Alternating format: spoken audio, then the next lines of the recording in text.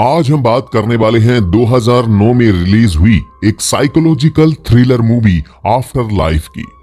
Movie start होती है और हमें एलियट नाम के एक आदमी को दिखाया जाता है जो कि मरे हुए लोगों के फ्यूनल को तैयार करने का काम किया करता था ताकि वो लोग अपने अंतिम संस्कार पर अच्छे से दिख सकें। जिस तरह एलियट उन डेड बॉडीज से बात करता था और उन्हें एक दोस्त की तरह प्यार से रेडी करता था, उससे हमें ये समझ आता है कि एलियट कई सालों से ये कर रहा है। एना जो कि एक प्राइमरी स्कूल की टीचर है और अपने बॉयफ्रेंड पॉल के साथ रहती है, इन तीनों की लाइफ एक दूसरे से कैसे जुड़ती है जब एना जिंदगी और मौत के बीच एक इंसिडेंट की वजह से फंस जाती है। इसके बाद हमें आगे दिखाया जाता है कि एना और पॉल इंटीमेट हो रहे होते हैं। अब पॉल तो इस चीज को एंजॉय कर रहा था लेकिन एना इसे बिल्कुल भी एंजॉय नहीं कर रही थी। पॉल एना से कहता है कि तुम्हारी प्रॉब्लम क्या है, लेकिन एना उसे कुछ भी नहीं बताती। एना एक प्राइमरी स्कूल में टीचर होती है और यहाँ पर एक जैक नाम के बच्चे से इसकी काफी अच्छी दोस्ती होती है, लेकिन जैक का व्यवहार काफी ज्यादा मिस्टीरियस होता है। आगे हमें दिखाया जाता है कि एना अपने स्कूल में काफी अजीबोगरीब चीजों को एक्सपीरियंस करती है। स्कूल खत्म होने के बाद में एना को अपने पियानो टीचर के फ्यूनल में जाना था और वो तभी यहाँ पर जैक को बाहर देखती है। एना उससे कहती है कि क्या मैं तुम्हें घर छोड़ दूं, लेकिन जैक उससे कहता है कि नहीं, मेरी माँ मुझे लेने आ रही है। अब इसके बाद एना मेडिकल पर पहुंचकर कुछ मेडिसिन लेती है और साथ ही वो एक पार्लर में जाकर अपने बालों को रेड कराती है और उसके बाद अपने पियानो टीचर के फ्यूनल में जाती है। और एना को यहाँ पर भी काफी अजीब फील हो रहा था, जैसे कि उसका पियानो टीचर सांस ले रहा हो। अब क्योंकि यहाँ पर एलियट भी होता है और वो एना को ऐसी अजीबोगरीब हरकतें करते हुए देख लेता है। शाम को एना का बॉयफ्रेंड पॉल उसे डिनर पर इनवाइट करता है और आज वो डिनर पर एक रिंग लेकर आया होता है क्योंकि वो एना को प्रपोज करने वाला था। पॉल यहाँ पर एना से कहता है कि मैं जल्द ही शिकागो जाने वाला हूँ। इसके बाद बातों ही बातों में इनमें दोनों की आपस में लड़ाई हो जाती है और एना पॉल की बातें सुने बिना यहाँ से चली जाती है। अब बाहर का मौसम काफी ज्यादा खराब होता है और एना अपनी चलती गाड़ी में अपना फोन निकालकर एक नंबर डायल करती है और तभी चारों तरफ अंधेरा छा जाता है, यानी कि अब एना का एक्सीडेंट हो चुका है। अब अगले सीन में हमें एलियट को दिखाया जाता है जिसके पास में एक नई बॉडी आई होती है और ये बॉडी किसी और की नहीं बल्कि खुद एना की ही होती है। एलियट एना के कपड़े एक कैंची से काटता है और उसके अंदर एना ने एक बहुत ही खूबसूरत रेड कलर की ड्रेस पहन रखी थी। एना के सर पर एक गहरा घाव बना होता है और तभी यहाँ पर एना की आंखें खुल जाती हैं। वो एलियट से पूछती है कि आखिर मैं कहां पर हूं, जिस पर एलियट उसे बताता है कि 8 घंटे पहले तुम्हारा एक्सीडेंट हुआ था और तुम मर चुकी हो। लेकिन यहाँ पर एना को यकीन नहीं हो रहा था कि वो मर चुकी है क्योंकि वो एलियट से बोल भी पा रही थी और उसे सुन भी पा रही थी। इसके बाद एलियट उसे उसका डेथ सर्टिफिकेट दिखाता है।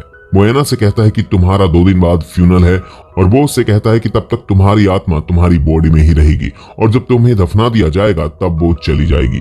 अब एलियट एना से बातें कर पा रहा था क्योंकि उसके पास शक्ति होती है कि वो जिंदगी और मौत के बीच फंसी आत्माओं से बात कर सकता है और यहाँ पर एलियट ऐसा ही होता है जो कि एना को सुन सकता है। इसके बाद एलियट वहां से चला जाता है लेकिन एना को अभी भी यकीन नहीं हो रहा था और वो सोच रही थी कि ये बस उसका एक डरावना सपना है। दूसरी तरफ हमें पॉल को दिखाया जाता है और उसे पता ही नहीं होता कि एना मर चुकी है। वो एना के नंबर पर कॉल करता है लेकिन एना का फोन एलियट के पास होता है और वो पॉल के फोन को कट कर देता है। इसके बाद हमें दिखाया जाता है कि पॉल एना के घर पर पहुंचता है जहां पर उसे उसकी मां से पता चलता है कि एना की डेथ हो गई है, जिस पर पॉल को भी इस बात पर यकीन नहीं हो रहा था और वो काफी ज्यादा दुखी होता है।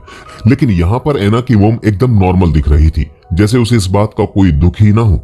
दूसरी तरफ हमें एलियट को दिखाया जाता है जो कि एना की बॉडी को फ्यूनल के लिए तैयार कर रहा था और वो एना के घाव को टांके लगा रहा होता है, लेकिन एना को इसका बिल्कुल भी दर्द महसूस नहीं हो रहा था। इसके बाद एलियट एक इंजेक्शन एना के गले पर लगाता है ताकि उसकी बॉडी के मसल्स एकदम रिलैक्स रहें। इसके बाद एना की मोम उसे देखने के लिए आती है और वो यहाँ पर आकर कहती है कि जाने वाला तो चला जाता है लेकिन उसके जाने से जो दुख उसकी फैमिली को होता है वो खुद भी नहीं समझ सकता। और साथ ही वो यहाँ से जाते हुए ये भी कहकर जाती है कि एना के बाल फिर से ब्लैक कर दिए जाएं क्योंकि एना इन लाल बालों में बहुत ही ज्यादा खराब लग रही है।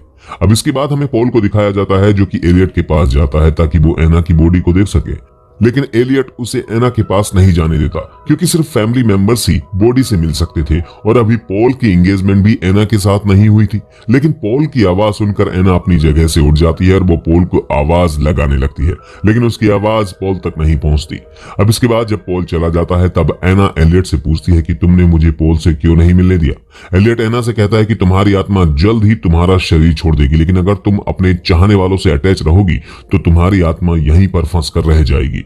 एना को यहाँ पर लगता है कि एलियट बकवास कर रहा है और मैं अभी भी जिंदा हूँ। शायद उसने मुझे कोई ड्रग दिया है जिससे कि वो कुछ भी महसूस नहीं कर पा रही है। दूसरी तरफ पॉल अपने फ्रेंड से मिलने के लिए पुलिस स्टेशन जाता है और उसका दोस्त एक पुलिस ऑफिसर होता है। पुलिस उससे एना से मिलने की परमिशन मांगता है, लेकिन उसे मिलने की परमिशन नहीं दी जाती। दूसरी तरफ हमें दिखाया जाता है कि एना अकेली होती है और वो एक कैंची उठाती है और आगे बढ़ती है और तभी वो यहाँ पर एक दूसरी डेड बॉडी को देखती है और वो काफी ज्यादा घबरा जाती है।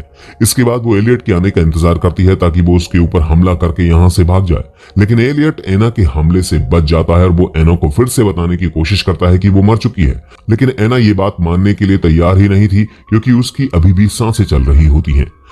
अब यहाँ पर रात में एना एक सपना देखती है जिसमें वो उसी डेड बॉडी को देख पा रही थी जो कि उसके बराबर में थी, लेकिन अब एना तो मर चुकी है तो फिर वो सपना कैसे देख सकती है। और उसके बाद यहाँ से उठती है और सभी को इधर उधर फेंक देती है और ये सीन यहीं पर खत्म हो जाता है।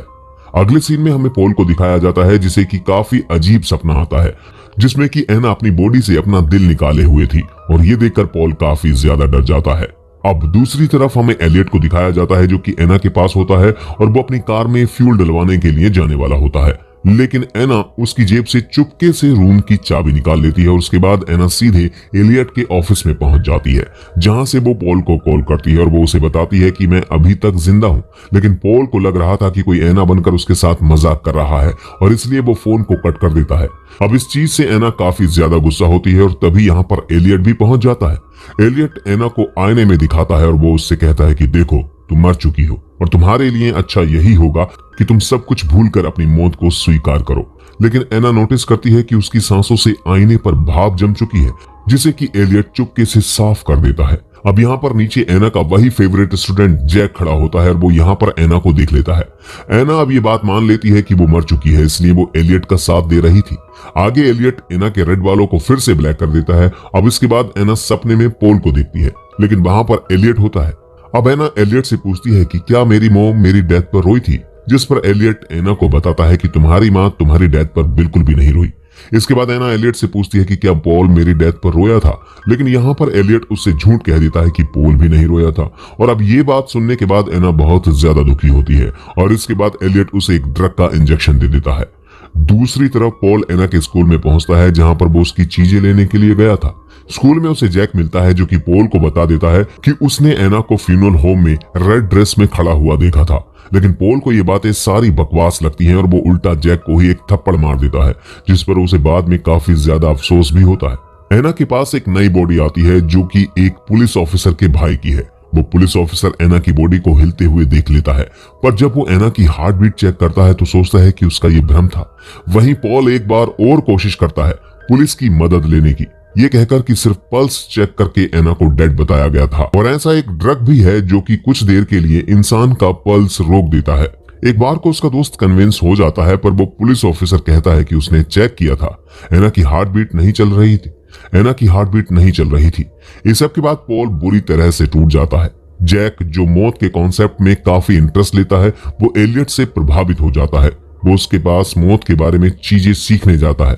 तब एलियट उसे एक बात कहता है जो उसके दिमाग में रह जाती है। वो कहता है कि मैं मरे हुए लोगों को फ्यूनरल के लिए तैयार करता हूँ, वो लोग जो अंदर से मर चुके हैं। मेरे पास और कोई रास्ता नहीं है। ये लोग हमारे आसपास गंदगी फैलाते हैं और उस ऑक्सीजन को वेस्ट करते हैं जो उन लोगों के लिए है जो सच में जीना चाहते हैं।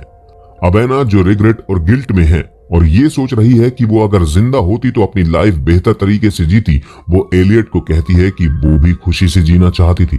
एलियट कहता है कि उसकी लाइफ में प्यार करने वाले लोग थे, मगर वो फिर भी खुश नहीं थी। तो वो कहती है कि उसे अपनी गलतियों का एहसास है। एलियट उसे कहता है कि अगर उसे दूसरा मौका मिले जीने का तो वो क्या करेगी, और इसके बाद वो उसे रूम के बाहर ले जाता है, जिसके बाद वो एक हेलुसिनेशन से डरकर वो फिर से उस रूम में आ जाती है और कहती है कि अच्छा हुआ कि वो मर गई। अब एना ने अपनी मौत को एक्सेप्ट कर लिया और फ्यूनरल के लिए तैयार हो जाती है, पर तभी वो मिरर के रिफ्लेक्शन में अपनी सांसों को देखती है और उसे रियलाइज होता है कि वो जिंदा है। इससे पहले कि वो कुछ कर पाती, एलियट उसे बेहोश कर देता है और उसका फ्यूनरल खत्म हो जाता है। पॉल इससे पूरी तरह से टूट गया है और वो मूव ऑन नहीं कर पा रहा है। एलियट फ्यूनरल के बाद उसे मूव ऑन करने के लिए कहता है, पर वो नहीं सुनता। तभी एलियट कहता है कि एना जिंदा है और पॉल को उसके पास जाने के लिए कहता है। पॉल सिमेट्री में पहुंचता है और एना को बचा लेता है, पर कहानी यहीं खत्म नहीं होती। पॉल आंखें खोलता है तो वो एलियट के बेसमेंट में होता है और ये सब उसका एक हेलुसिनेशन था। पॉल कभी सिमेट्री में पहुंचा ही नहीं था। रास्ते में एलियट ने उसका एक्सीडेंट बिल्कुल वैसे ही करवा दिया था जैसे एना का करवाया था, और ये सब कुछ वो पॉल को बताता है।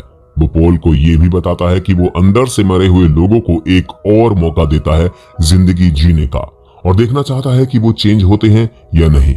और जब वो चेंज नहीं होते तो एलियट उन्हें मार देता है, और ये ही अब वो पॉल के साथ करने वाला है। एलियट पॉल को अपने पूरे प्रोसेस के बारे में बताता है, कैसे उसने ड्रग्स देकर उन दोनों को मरा हुआ दिखा दिया और कैसे हेलुसिनेशन क्रिएट किया। ये सब बताने के बाद वो पॉल को भी फ्यूनरल के लिए तैयार करता है, और जैक जो एलियट से पूरी तरह से प्रभावित है ये सब देख रहा है, और शायद फ्यूचर में वो भी शायद एलियट जैसा ही एक सीरियल किलर बन जाएगा। और इसी के साथ मूवी यहीं पर खत्म हो जाती है।